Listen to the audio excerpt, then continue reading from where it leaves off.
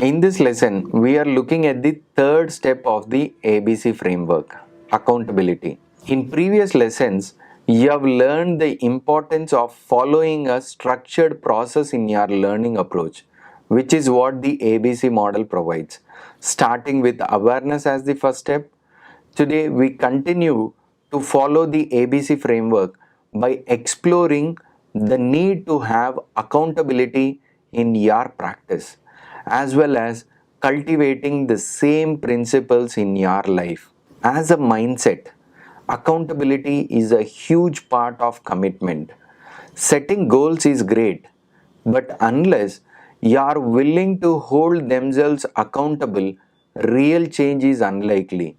Using your priorities determined in the auditing process is a good place from which to build accountability. For you as a learner, this insight is important because without motivation, you will not be accountable. And without accountability, there will be no commitment and therefore there will be no change. So, without further ado, let's get started and look at how to build and utilize accountability in the ABC framework. Acceptance. If you only pay lip service to the desire for change, will not put in the effort required to achieve change.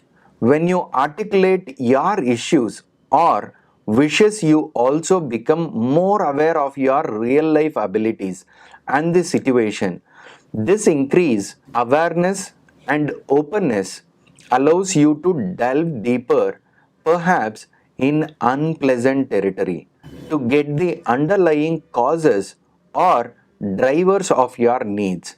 Not all will naturally get straight to the root, so you may have to keep prompting yourself with questions such as this. Why is that? What is causing that? Why does that make you feel that way? Only then gets closer to the root of the problem, or wish you can start to think effectively about the possible steps needed to achieve the desired change. Imagine you are tired and irritable at work. Your co workers think you are standoffish. You know your performance is slipping. Your spouse is not happy with you. In general, your life has become an endless grid without relief. If you figured out that the issue was poor sleep habits, you might want to try some adjustments. But changing your sleep patterns is vague and difficult to think about in concrete terms. But what if you explore deeper and found out the problem was your mattress? What if all you have to do is replace your mattress or change the temperature? Now that is a tangible and actionable practical step. You can make that change and have confidence, and that effects will be positive if you do the research right. As a result of this confidence, you are more committed and accountable to do something about it. That's why it is important to get yourself drilled down to the root so that you can get into buy-in to the solution or agree to take necessary steps. Once you start seeing where you are through awareness, you can begin to see where you want to be through auditing. Now the only missing piece which will continue to help you with during your journey is figuring out how to get your accountability right. It's getting that step right. Circling back to awareness, you need to be aware of yourself. Just as in Google Maps, you can choose to avoid tolls or freeways and opt for an alternative route. The same applies to you when you know you well.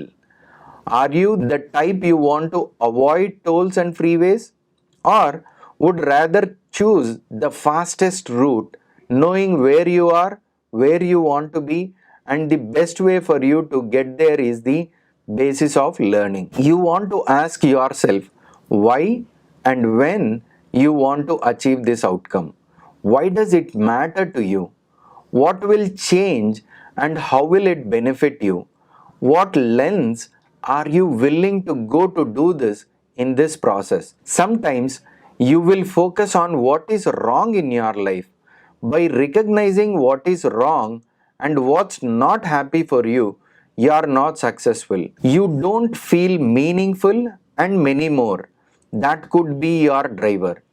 It is not that we want to focus on the negative, but if there is something amiss in our life, you have to define and get clarity on the issue to motivate yourself for a better future. For instance, how do you define happy, successful, etc.? Is their definition relying too much on external inputs? Can it be simplified or made more specific, or do you need to do more to get to a workable definition? If you have no complaints but want to focus on positive change or improvement, the audit highlights the areas to focus on. That does not mean you have problems in these areas.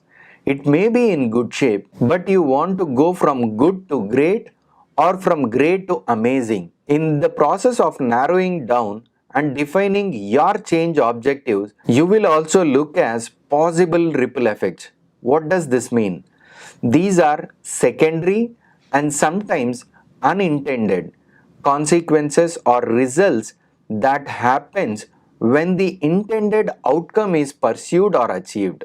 For example, by getting a new mattress to improve sleep, not only you will be more productive at work, but you will have more friends, get along better with your spouse, have more energy for self improvement and exercise. Identifying the ripple effect may offer additional incentive to stick with the effort required to achieve the primary change. In each section, mark where you currently are in life out of 10, and then write down where you want to be in life out of 10, 1 being the least, 10 being the best.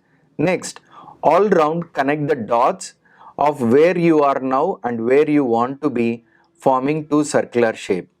So the first line is where you currently are. The second line is where you want to be. Of course, you should not just put the same number where you want to be for all of them. Although it may sound great to aim for a perfect score of 10 in all areas, it is just not realistic. You need to aim for gains that are meaningful based on where you think you can be. You may need to talk through this and justify the numbers and explain to you. Take your time. A lot of thought needs to go into the exercise for it to go right. Prioritize yourself. So, you see the value of revisiting the self audit to build accountability. Many people identify opportunity for improvement in most of the areas of the circle of life. Therefore, it is vital to make sure you limit priorities based on your need and the ability to make the required change. Some needs small wins first to build confidence and motivation. In that case, look for where the quickest victory, the quickest change with a small effort can be made. In the business world, this is known as low hanging fruit. For most of individuals, the starting focus is on the area with the largest gap or the most room of improvement. But remember, you did a deep dive on the priority area as well. It is not just you need to work on wealth, for example. Possibly, you need to focus on your career as a whole. Maybe you need to do deeper exploration, which will reveal that you are not qualified or certified to move to the next level. So, the real need, if this was done correctly and accurately, is that you should focus on getting certified. It is critical to focus on only one thing at a time. Multitasking ineffectively means that you are messing up more than one thing at a time. Therefore, encourage yourself to focus on only one change priority at a time. Small steps, big priorities. Motivate yourself to persist until the change is accomplished. When you can identify your issue or need, determine how you think you can overcome that issue or satisfy the need. Choosing the path you want to get there in one priority area means that is more likely to move towards success.